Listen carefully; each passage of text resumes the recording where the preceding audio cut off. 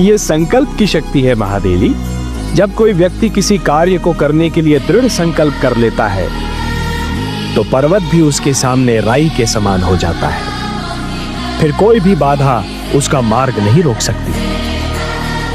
हे महादेवी, जब एक छोटा सा झरना संकल्प कर लेता है तो चट्टानों की छाती चीर कर बाहर निकलता है। जब एक नन्हा सा बीज उगने का संकल्प करता है तो पथरीली धरती से बाहर कूद कर निकलता है।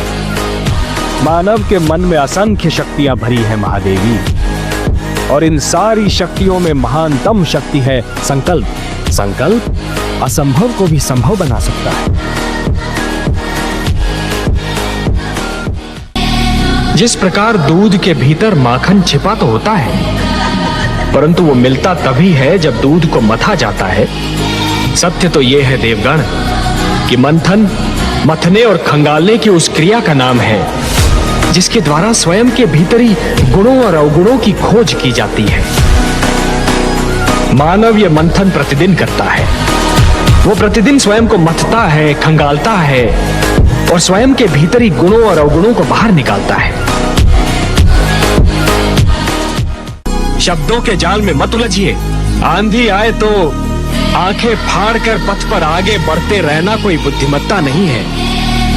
ऐसे में बुद्धिमत्ता तो वो है कि नेत्र मूंद कर बैठा जाए और आंधी के निकल जाने की प्रतीक्षा की जाए। शस्त्रधारी शत्रु से निहत्थे लड़ना यह कोई वीरता नहीं है देवगण, यह तो आत्महत्या है। ऐसे में वीरता तो यह है कि शत्रु को शांत रखा जाए, यदि आवश्यकता पड़े तो उसकी प्रशंसा भी की जाए और उससे लड़ने के लिए शक्ति जुटाई जाए। शत्रु से सहयोग और सहायता लेना भी रणनीति का अंश है देवेंद्र।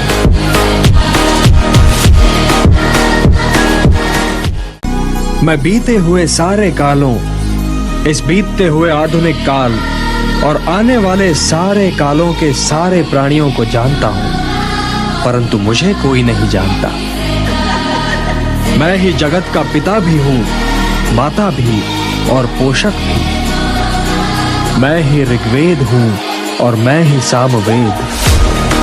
मैं ही स्वामी हूं और मैं ही शरण। मैं ही सृजन हूं और मैं ही विलोपन। मैं ही सबका आधार हूं पार्थ। मैं ही सब कुछ हूं, सब कुछ। एक ज्ञानी व्यक्ति वही होता है जो यदि किसी प्रश्न का उत्तर नहीं जानता तो चहुओर देखता है। दूसरों के अनुभवों से और दूसरों की चिंतन शक्ति से ज्ञान जुटाने का प्रयास करता है। हे महादेवी, जिस प्रकार एक दीपक दूसरा दीपक जला सकता है, उसी प्रकार दूसरों के ज्ञान और अनुभवों से और दूसरों की चिंतन शक्ति से स्वयं अपना ज्ञान भी तो बढ़ाया जा सकता है। तुम्हारे पास तो केवल यही विकल्प है कि तुम क्या करो या क्या ना करो, परंतु परिणाम तुम्हारे वश में नहीं है पार्थ। कर्म फल तुम्हारे वश में नहीं है। तुम्हारे अधिकार की सीमा इस विकल्प पर समाप्त हो जाती है कि तुम युद्ध करोगे या नहीं करोगे, किंतु युद्ध का परिणाम तुम्हारे हाथ में नहीं है।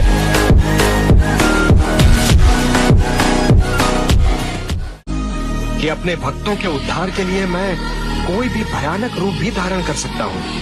भक्ति की शक्ति मुझसे वो सब करा सकती है जिसकी कल्पना भी नहीं की जा सकती। मैं सब कुछ सहन कर सकता हूँ महादेवी, परंतु यदि कोई व्यक्ति अभिमान में ये कहने लगे कि वह स्वयं ही ईश्वर है, मैं उसे कदापि सहन नहीं कर सकता। मैं ये भी सहन नहीं कर सकता महादेवी कि अहंकार को यह भ्रम हो जाए कि उसने सदाचार पर सदा के लिए विजय प्राप्त कर ली है।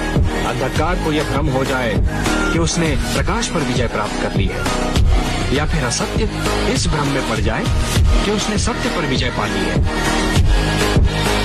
जैसे स्वाति की हर बूंद मोती नहीं होती, जैसे कोयले की हर खान में हीरा नहीं होता, जैसे असंख्य तारों के बीच एक ही चंद्रमा होता है और समस्त ग्रहमंडल में एक ही सूर्य होता है, वैसे हर प्राणी प्रहलाद तो नहीं हो सकता ना महादेवी।